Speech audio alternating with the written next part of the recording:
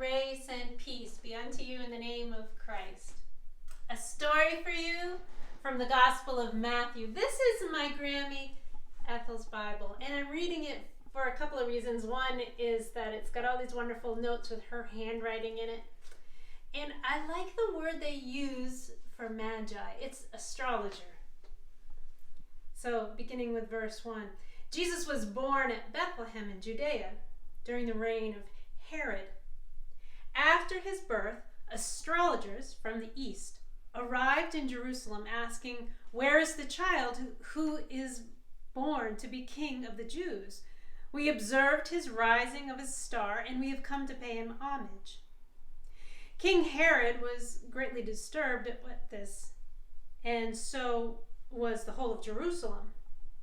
He called a meeting of the chief priests and lawyers of the Jewish people and put before him the question, "Where is the Messiah that is to be born?" "At Bethlehem in Judea," they replied. And they referred him to the prophecy which reads, "Bethlehem in the land of Judah, you are far from least in the eyes of the rulers of Judah. For out of you shall come a leader to shepherd my people Israel." Herod next called the astrologers to meet him in private and ascertained from them the time when the star had appeared. He then sent them on to Bethlehem and said, "Go and make a careful inquiry for the child. When you have found him, report to me so that I may go myself and pay him homage." They set out at the king's bidding, and the star which they had seen in its rising went ahead of them until it stopped above the place where the child lay. At the sight of the star, they were overjoyed. Entering the house, they saw the child with Mary, his mother, and bowed to the ground in homage to him. And they opened their treasures and offered him gifts of gold, frankincense, and myrrh. And being warned in a dream not to go back to Herod, they returned home another way. I love this story. And it was so wonderful to read this beautiful blog by Sister Christine Skank, who was citing the research of Dominican friar Benedict Thomas Vivaldio. Not beautiful? He is a professor as well. He's a scholar, specifically in the Gospel of Matthew. And he wrote this wonderful commentary in the New Jerome Bible Commentary. And he posits in there a number of things that opened her eyes and opened my eyes about this story. One of the things is that we didn't start referring to the Magi as being kings until the 5th centuries. So that's some 500 years after this story came to be about in the Gospel of Matthew. 500 years later, those magi were called kings. And we don't really know if there were 3 of them.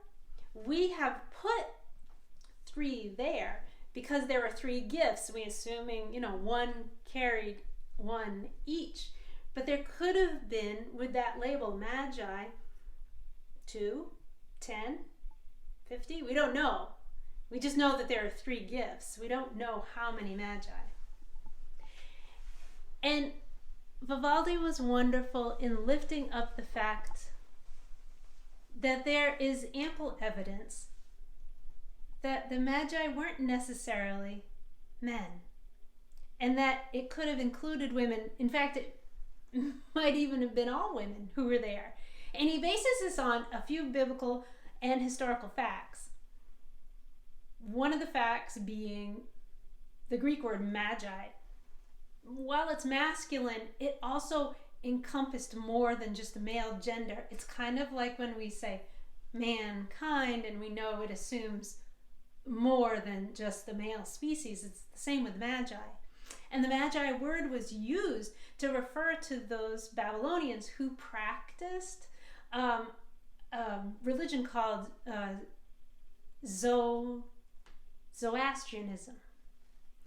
And those people who were of the Zoroastrians followed astrology. They watched the stars, and they had leaders and even priests who were women. It was just a historically known fact. Wonderful that Vivaldi also put together the pieces that the Gospel of Matthew is written for specifically a Jewish audience. And in so being, there's many pieces of the Old Testament story that's brought into the Gospel of Matthew. Mary Douglas does a great book on it called Thinking in Circles. But to understand our scriptures have that repetitive layer, which is just, it's beautiful in watching God's story build and become coming into fulfillment in Jesus. And so this story of the Magi coming to visit Jesus is an echo of a story in Kings. It is so cool. There is a story of Queen Sheba, and I invite you to go look it up. I'll put the link below. But Sheba came, the queen came to honor Solomon and honor his wisdom.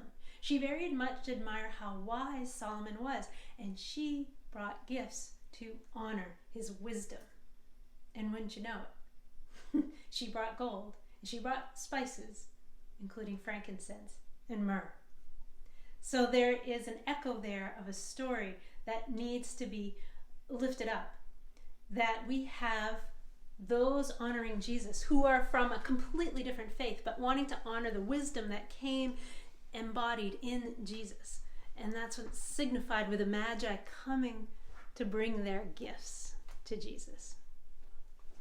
And one of the most striking pieces of evidence to lift up the fact that it may well have been women who were there to honor Jesus with these gifts is the very real truth that in the Middle East in the first century, women were not allowed to be alone with men who were not their family, who were not their husbands or brothers, uncles. These were people from away. And when Matthew tells this story, it's very much a Joseph story. Joseph is the one who is woken up with a dream, who's told to go into Egypt. Joseph is the one who's woken up in the dream to tell, take Mary as your wife. So it's told from Joseph's perspective, but when the Magi arrive on the scene, it's very clear Joseph's not mentioned. They found the baby in Mary. If it were three strangers who were men from away, they would have not been alone with Mary and the baby. But if they were women, I don't know if I'm going to go out and change my manger scene just because of this new revelation. I don't think that's necessary, but what my own heart and head delight in is the very real truth that God's grace is ever beautiful, ever changing, and intrigues me and inspires me in ways that deepen my faith, so that my imagination is enlarged to include women as some of the wise Magi who were there to honor Jesus. Just wakes up all these pieces of beautiful delight within me. And if it doesn't do it for you, don't worry about it. It just does for me. But I hope what does bring some delight to you is to meditate on those three gifts that the Magi brought. Because this was a later tradition too, because those gifts became associated with symbolic gifting of the Savior. Gold, frankincense, and myrrh. So this season of Epiphany, what is your gold that you will give to Jesus? This gold was given to represent God, Jesus as King. We don't have kings, but we have politicians. And how do we honor our politicians? We give them our attention, right? We pay attention to who they are. So in the season of Epiphany, what gold will you give Jesus? What kind of attention can you give God? We have within each of our days a point in our day where we have a greater amount of attention span, where we are more awake, alive and alert. Maybe it's when you first have your sip of coffee in the morning and you're just waking up. What if that's your golden hour of the day? You know, the golden hour that they talk about with photography. There's a golden hour of your best attentions. Maybe your best attentions are in the afternoon after you've put your work away and you have some places where your mind can open up and dream. Maybe your golden hour is in the evening when you can relax. Maybe it's with that glass of wine. What is that best golden time of day that you can give to honor Jesus during this Epiphany season? And your gift of frankincense? Now this was the perfume that was worn to smell, to remind you to pray to God. This gift of frankincense was given to honor Christ's divinity. So your spiritual life, what can you give of your spiritual life to honor Jesus? And maybe it's something new, and maybe it's something you've always done. I'm going to put below this beautiful link I found. It's a spiritual toolbox link, and they list some 260 spiritual practices.